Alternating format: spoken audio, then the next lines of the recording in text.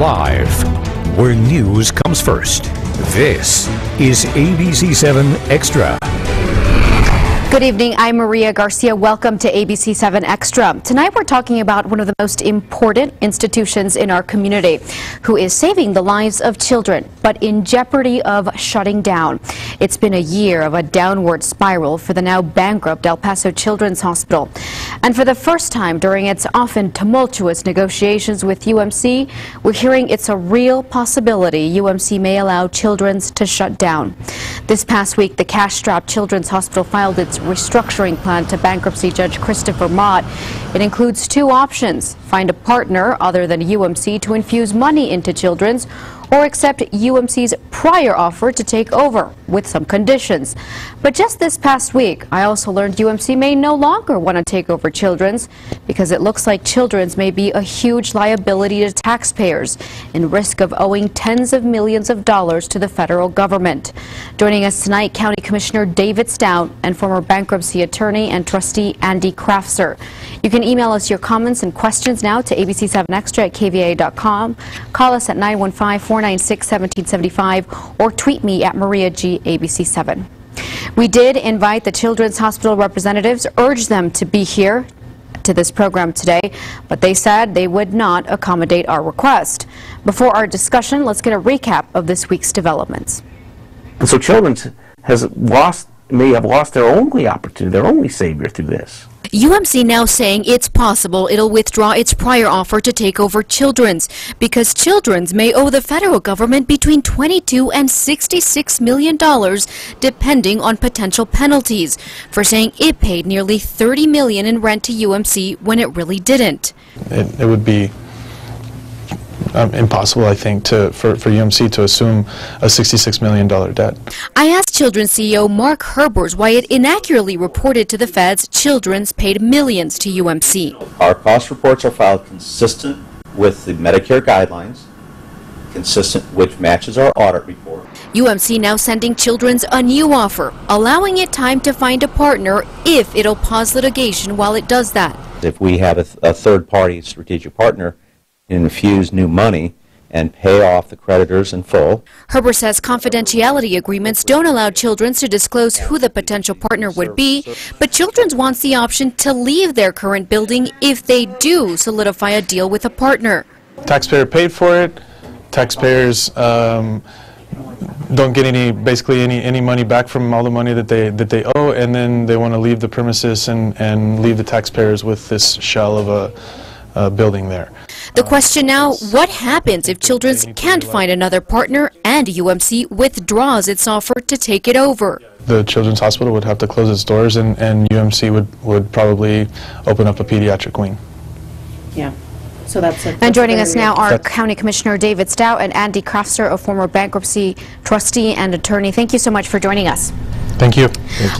Commissioner Stout, UMC sent Children's what appears to be its final offer this past week. You are asking them to give you a reply by the end of day Monday. Is this an ultimatum? It's I think the last step that we're willing to take. You know, it's one last try at this. You know, we've from the very beginning been fighting to keep this hospital open.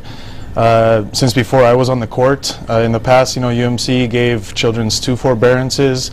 Last year, gone to the table to negotiate many times, 3 or 4 times since I've been here, and I think this is the last that we can do. So what happens if you don't hear from Children's or they don't accept that offer by end of day tomorrow? Then we will continue with the litigation, and we're very, you know, we're positive that we will be successful in the litigation. I think that the judge has showed some of his hand already when it comes to the way that he's thinking with some of the decisions that he's made in the past couple of weeks. Successful, you mean in recovering the $106 million? Well, I don't know if we're going to recover the money because there's really not any money there, but at least we will have an answer as to what will happen with the Children's Hospital going into the future.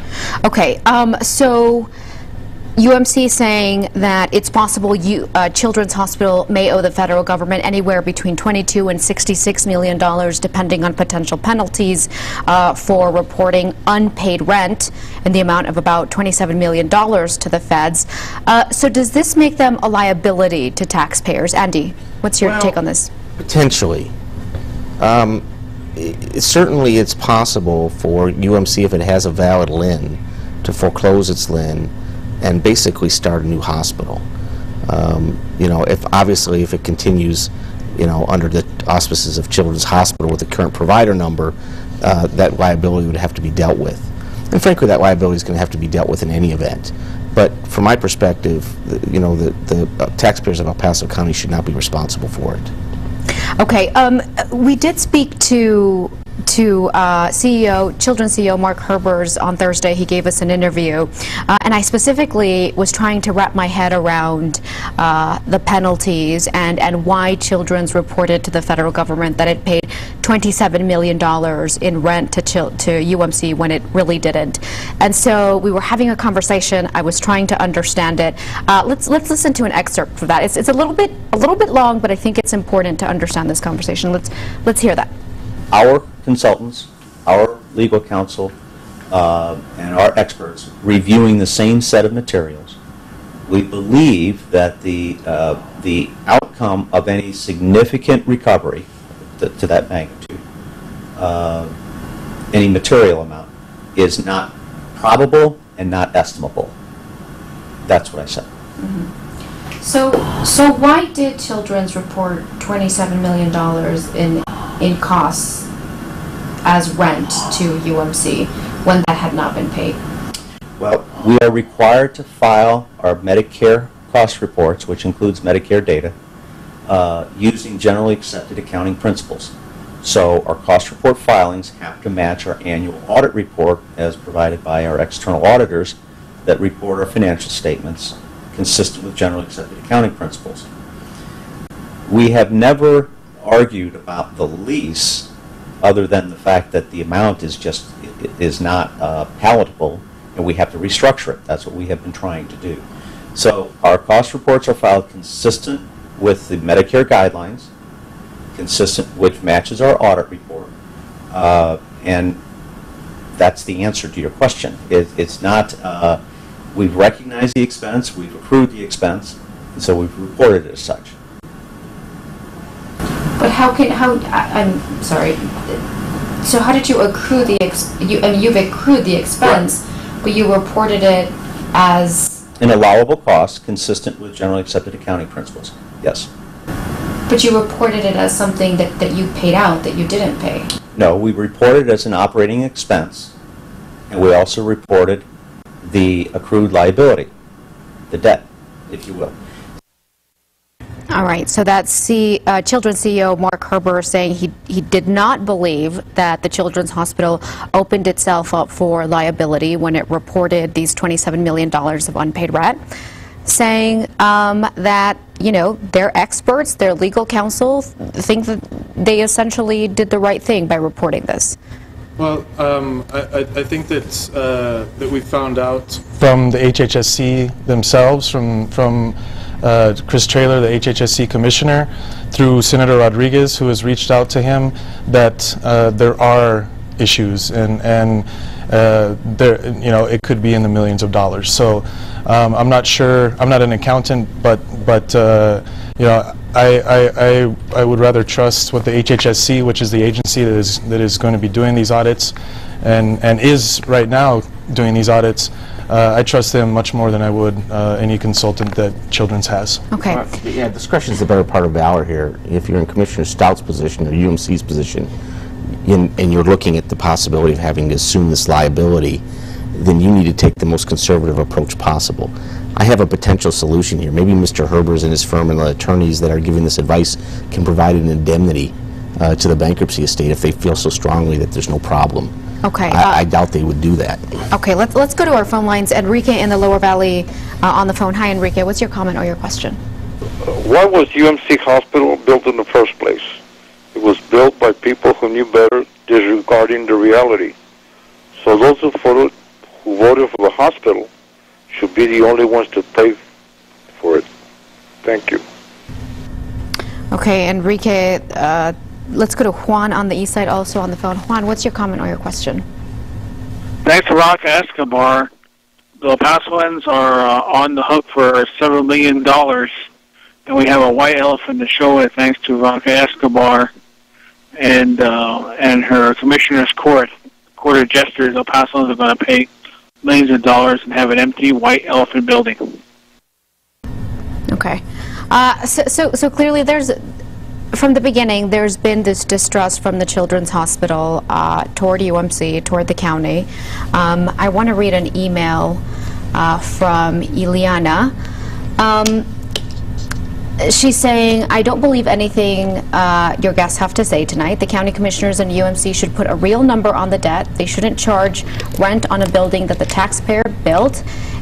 It doesn't matter that a used car salesman, Valenti, held a gun to their head and made them sign a lease. We are paying for the bond. Why don't we have a say? Valenti set the whole thing up and 18 months later cleaned them out by taking $30 million that should have been paid over 5 years. So again, there's this argument that the Children's Hospital Board essentially didn't have a choice and were somehow bullied by UMC to agree to these conditions that made the Children's Hospital just not cost effective, not efficient. That doesn't make sense to me because UMC had a very profitable children's or pediatric wing before they began on this endeavor with the hospital. So it doesn't really make sense to me why he would want to, build up a children's hospital just to break it back down into a pediatric wing again. As for the viewers' comments, you can't blame this all on one person either, or one group.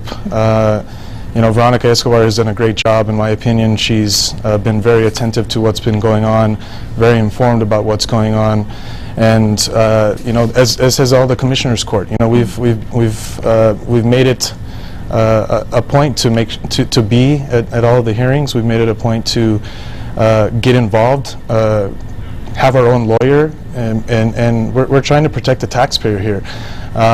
This hospital has been run into the ground, and we're doing the best that we can. We're doing all that we can. We've reached out to the senator, we've reached out to the congressman to try and see if we can figure out what that number is sooner rather than later, so that we know what we're getting into if we end up deciding to take over the hospital. Now, the Children's Hospital officials say that it's not that the hospital was run over the ground, it's that $10 million a year in rent was just too much for this children's hospital. And even though they signed on it, and it's pretty clear from the bankruptcy hearings that some of them perhaps didn't do their due diligence, didn't do their research. Sam Legate said, I wasn't the numbers guy. If, Ron Acton voted this way, I voted this way too. So it's clear that there's some responsibility there. But in their eyes, UMC was the big brother. UMC, were the experts in this, and they were following that guide. Well, I understand that, but when you're part of a board, when you're a member of a board, it's your job to make the decision, and they made this decision. It was with lawyers. It was negotiated over time. They signed for it. If they were not willing to pay that amount back then they should have not signed the agreement. I know that they say that the hospital may have had to wait to be open for a certain amount of time if they didn't sign the agreements, but I guarantee you that would have been a lot better if they would have waited than what we're going through right now. Now, UMC pays rent to itself as well for depreciation in case there's any renovation or huge maintenance in the future. But UMC pays itself rent about $6.6 million a year. Children's pays UMC rent about $10 million a year. So Children's pays a lot more for rent for a smaller space than UMC, which for a lot of people on the children's side, this proves that UMC has been overcharging it. Well, I don't know if you can say that they've been overcharging. They agreed to it. They both went out and did a fair market assessment. They both came back. They agreed on a median point between the two numbers that each side came back with, and both sides agreed to it. Whether you know, it can be renegotiated. Well, that remains to be seen. Maybe it can be renegotiated.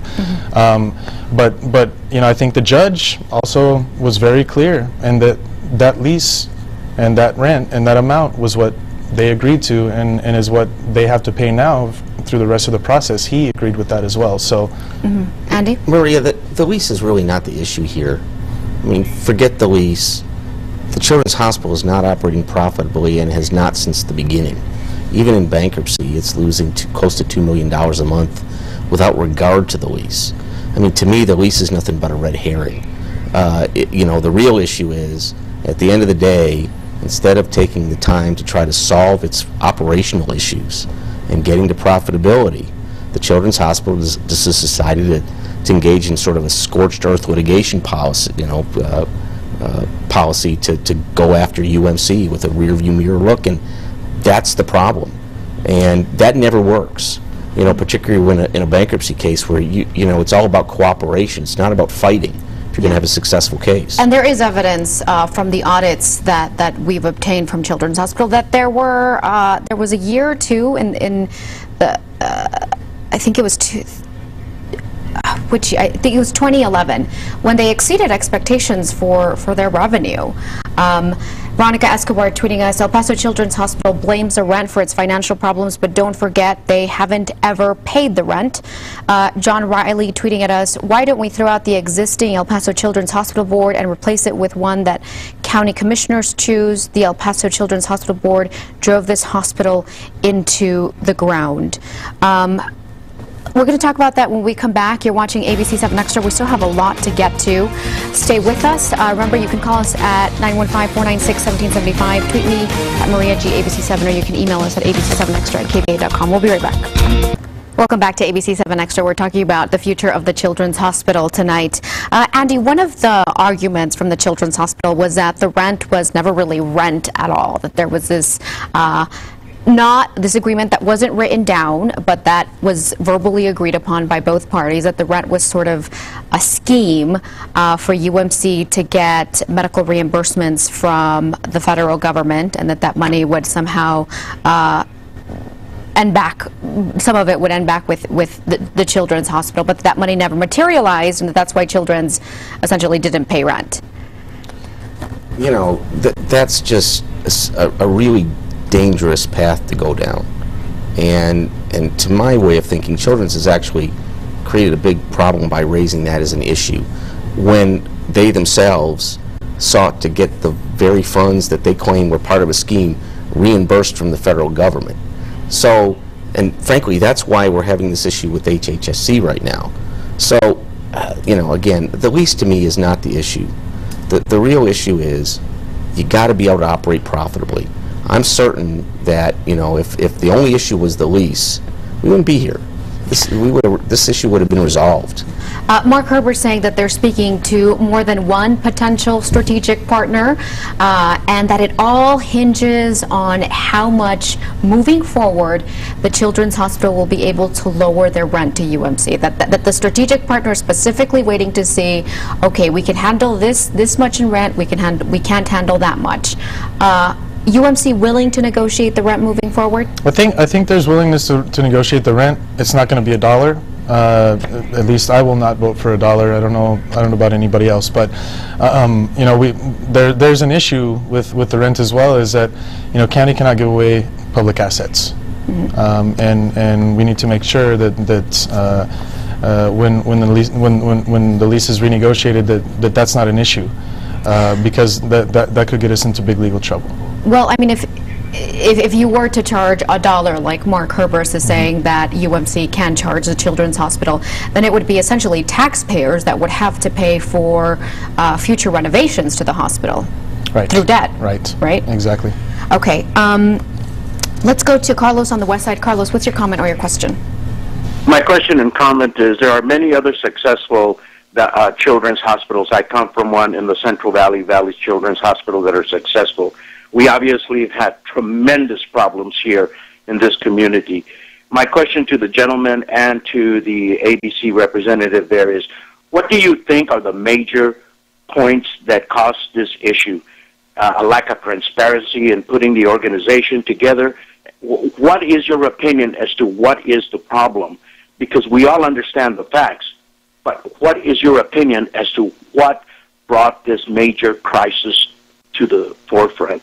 Thank you, guys. Thank you so much. And you know, that's actually a really great question, because we've been reporting on this over and over again, and it seems like we explained the rent issue and what it's for and how Children's agreed to it, and it was presented to the public in 2007, but we still get so many questions from people who say, what is the root cause? I still don't understand it. I still don't quite get it. I think you know, there are many factors that played into it. There was you know, when the hospital opened, there was kind of a perfect storm of funding change. The formulas for funding changed within the state.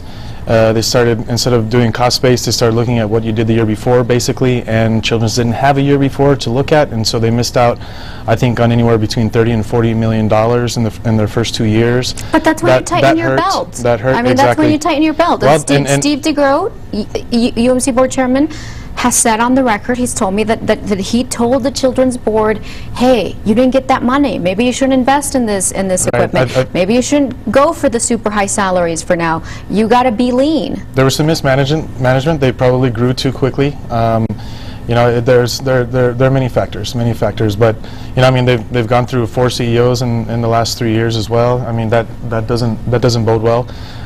You know, but I think that we need to keep focusing on moving forward. We need to keep looking at how we can get the Children's out of this this hole that it's in, and you know, we've always wanted to work together with Children's Hospital. It's been so difficult. It's been so difficult. Part of the problem, Maria, is that the Children's Board is essentially insulated. They don't report to anybody, and so when this was originally set up, that was an independent board without any sort of supervision. So it doesn't report to commissioners. Well, they've lost almost half of their board. And right, and the other frustration, frankly, for me is I tried to get on that board when the bankruptcy was filed, and I've been stonewalled. And there's a lot of community leaders that would like to get on the Children's Board to help out, and there's no opportunity for that. And that's a frustration, candidly.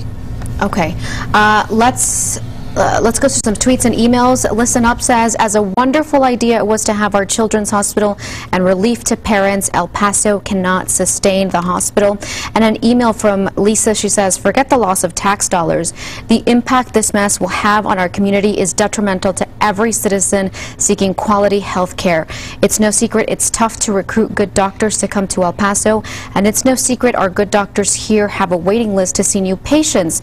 Then you have the ones that are here for the Medicaid and patients, and patients are just a number to them. Most who seek quality health care, including Children's, travel to Houston or Phoenix. This mess will make it even harder to bring experienced good doctors. I can't stress that enough. How could something that was going to help improve medical care for children go so wrong? And you know, on Thursday when I went to go interview Mark Herbers at the Children's Hospital, they took me on a pretty short tour of the hospital. And you know, as a mom, I want to have a Children's Hospital there. You're a father. So you know, you want to have those pediatric subspecialists.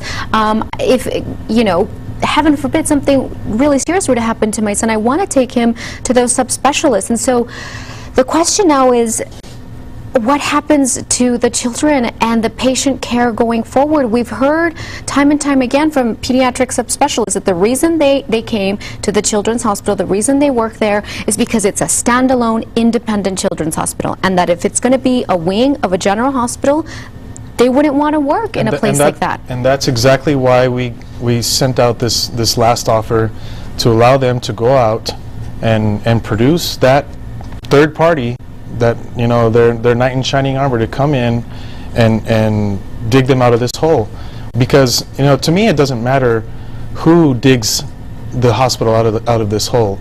To me it matters the hospital being here. Okay, that's what matters to me. And if they have somebody that they can bring in that can do this, then by all means. And that's why we sent this last offer to them, telling them, okay, you say you have somebody, produce that group, and let's get this done.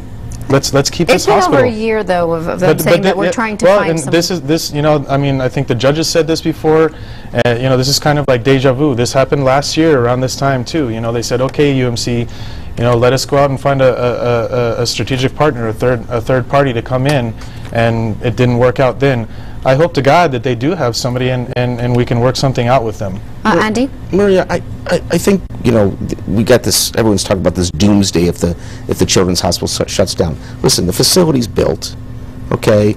The doctors are already here. You know, UMC runs a good operation. I mean, when Mr. Valenti came in 2003, you know, the facility was in as bad a shape as the children's is today, and over the last 10 years, it's become a profitable entity. But subspecialists, Andy, say that right now, children are the main priority of a children's hospital, and that under a general hospital, the shift will go from children being the main priority to not being the priority at all, but just being part of the operation of a big organization. Well, we don't have a crystal ball. And the children's hospital, or the new entity, is going to have a separate board and a separate CEO, from what I understand. So, you know, listen, let's not just, you know, say that there's going to be this horrible doomsday scenario here. You know, again, the facility's beautiful, it's built. Okay, the doctors are here. Those who are unhappy can leave. I mean, that happens. You can't keep people here in any event. Okay. But the bottom line is we have a chance, and I think that it's far more important for people to, you know, look forward and try to solve the problem instead of look back and say, oh, we're going to have a disaster on our hands. Okay, we have to take a break really quick. These tweets before we go. Judge Escobar tweeting, UMC offered reduced rent going back over a year ago via mediations. John Riley tweeting, why haven't we been able to vote on the hospital decisions?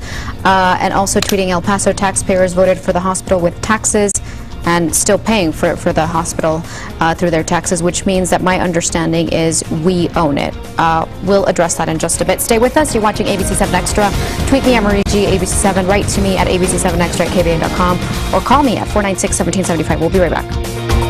Welcome back to ABC-7 Extra. We have an email from Mr. Mendez saying, what a shame it would be to lose this hospital. My daughter has been there twice. In fact, she was just discharged today, and everyone from the ER to discharge were very professional, competent, and compassionate. The facility is beautiful and highly technical. Why can't Children's find another investor? That's what they've been trying to do for over a year now. I understand the financial issues, and UMC stand as well. Isn't there another hospital out of town that may be interested? After all, it is the only children's hospital in the region. That is the hope for, I think, for everyone here. And look, there's no doubt about the patient care, the level of patient care. I mean, nobody is arguing that it's a bad hospital. The patient care, I think, there's a consensus that it's great, that the services the children are receiving there is great. Let's go to Manny on the east side on the phone. Manny, what's your comment or your question? Yes, we should just let the taxpayers vote on this and decide who keeps what. We paid for both hospitals. UMC wants to just take it over, and the commissioners really don't know what they're doing with this. Just let the taxpayers decide, and UMC's never had much success with the pediatric unit. Thank you. Thank you very much, Manny, from the east side. Similar to what John tweeted at us, why haven't we been able to vote on the hospital decisions? The Children's Hospital Board is a private board, and that's the way it was sold to taxpayers in 2007. But can you elaborate on their questions? Well, yeah, the Children's Hospital is a private entity, so the public can no longer decide what happens to that entity. And right now, it's in the hands of the judge. He is actually the only person that will have a decision as to what happens, unless we're able to come to a negotiation within the next couple of days. And this from Manny. No one has yet explained why the taxpayers built the hospital without being told that UMC would charge rent to the Children's Hospital. Can your guest explain? Judge Escobar promoted the building of El Paso Children's Hospital, so she should explain. She has been on the show to talk about that and has explained this. But I think the rent was always contemplated. Yeah. It was in the feasibility study. It was in the feasibility study. In 2007, when it was presented to the public, right. It was in the feasibility study. It was in the feasibility study. If you go back to Commissioners Court meetings, there were meetings where the rent was spoken of and where they talked about how much it was going to be. So it was done in a public setting as well. And I would note significantly higher than ultimately it turned out to be. The feasibility study contemplated a higher rent than what it is now. Yeah. Michael's tweeting, this shouldn't be about money, but the children save it at all costs. And that's a really good point, and I think that that's really the issue of the Children's Hospital people, that they feel that it doesn't matter that it costs a bunch of money. It's an investment that the community needs to make, and they just have to bite the bullet. And I understand that, but the problem with that is that they run the risk of closing it. Right. I mean, and I think what they want is they want to continue to let UMC just continue to pay the bill and let them to continue to be independent. And this is the problem. And you've got healthcare concerns meeting up against just financial issues. And again, our focus really needs to be on getting that children's hospital at least to break even, and not losing in $120 million or so without regard to the $120 million bond. And at a certain point, you just can't afford it anymore. I'd like to live in a great massive house, but if I can't afford it, I can't live in the big massive house anymore. I got to downsize. There's estimates that Children's Hospital will run out of money by the end of the year.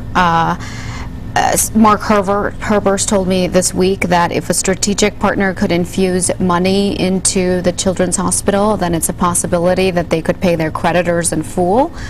What are the chances of a white knight coming along and paying UMC $106 million, or however the debt gets restructured by bankruptcy? Well, here's the challenge. First of all, it's a not-for-profit entity, okay, right now, so it has to be a not-for-profit company that comes in here and buys it.